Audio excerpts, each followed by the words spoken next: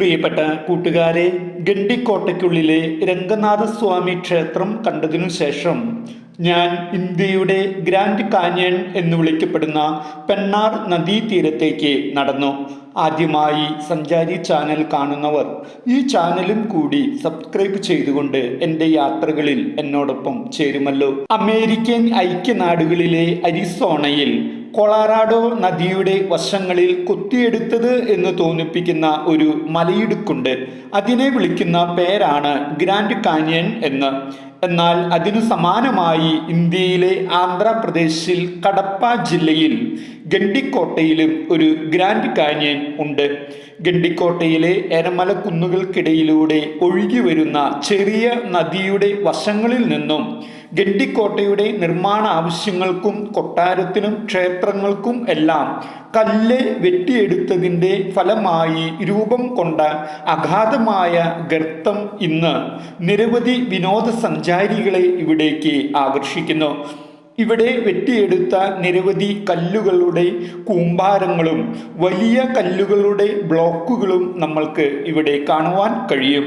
സ്വാഭാവികമായി ഭൂപ്രകൃതി സൃഷ്ടിച്ച വിള്ളലിലൂടെ ഒഴുകി വരുന്ന നദിയെ ഗണ്ടിക്കോട്ടയുടെ മതിൽക്കെട്ടിനകത്ത് ഉള്ള കുന്നുകളുടെ നദീമുഖ വശങ്ങളിൽ നിന്നും കല്ല് വെട്ടിയെടുത്ത് വിസ്തൃതി വർദ്ധിപ്പിച്ചതോടെ പ്രകൃതി സൃഷ്ടിച്ച മനോഹാരിതയ്ക്ക് ഒപ്പം തന്നെ കോട്ടയിലൂടെ ഒഴുകുന്ന നദിക്കും ദൃശ്യചാരുത കൈവന്നു.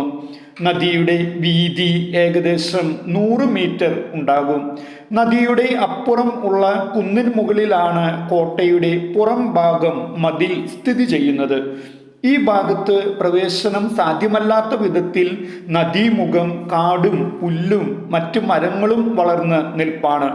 കൊട്ടാരത്തിലെ വിവിധ കെട്ടിടങ്ങൾ ഇടിഞ്ഞു വീണതിൻ്റെ അവശിഷ്ടങ്ങളും നമ്മൾക്ക് ഇവിടെ കാണുവാൻ കഴിയുന്നതാണ്.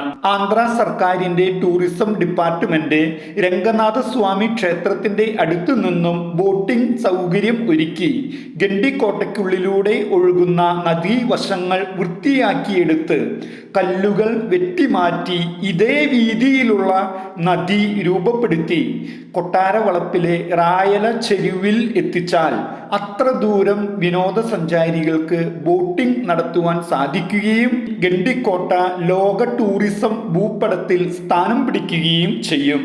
ഭാവിയിൽ നടപ്പാക്കും എന്ന് തന്നെ നമ്മൾക്ക് കരുതാം. അതുവരെയും ഈ അവശിഷ്ടങ്ങളായി കിടക്കുന്ന പുരാതന കല്ലുകൾക്കിടയിൽ നിന്ന് തന്നെ നദിയെ വീക്ഷിക്കേണ്ടതായി വരും. കോട്ടയ്ക്കുള്ളിലെ ഗ്രാമീണർ ആടുകളെ തീറ്റിക്കുന്നതിനായി താഴ്വാരങ്ങളിലേക്ക് തെളിച്ചിറക്കുന്നത് വളരെ മനോഹരമായ ഒരു കാഴ്ചയാണ്. ആടുവളർത്തൽ ഉപജീവന മാർഗമായി സ്വീകരിക്കുന്ന നിരവധി കർഷകർ ഈ ഗ്രാമത്തിൽ ഉണ്ട്. കോട്ടയുടെ പുറം വശങ്ങളിൽ നദിയോട് ചേർന്ന് വളരുന്ന സമൃദ്ധമായ പച്ചപ്പുല്ല് തിന്നു നടക്കുന്ന ആടുകൾ മനോഹരമായ ഒരു ദൃശ്യ കാഴ്ച സഞ്ചാരികൾക്ക് സമ്മാനിക്കുന്നതാണ്. നദീ ചക്രവാള സീമയിലെ സൂര്യോദയവും മലനിരകൾക്കിടയിലെ സൂര്യാസ്തമയവും അതിമനോഹരമായ പ്രകൃതി സൗന്ദര്യമാണ് കാഴ്ചക്കാർക്ക് പ്രദാനം ചെയ്യുക. ഗണ്ടിക്കോട്ടയിലേക്ക് വരുന്ന വഴിയിൽ കാണുന്ന നിരവധി ടൂറിസ്റ്റ് ഹോമുകൾ പെണ്ണാർ നദിക്കരയിൽ ടെന്റിലെ താമസവും ബോട്ടിങ്ങും ഒരുക്കിയിട്ടുണ്ട്. റേറ്റ് അല്പം കൂടുതലാണെന്ന് മാത്രം.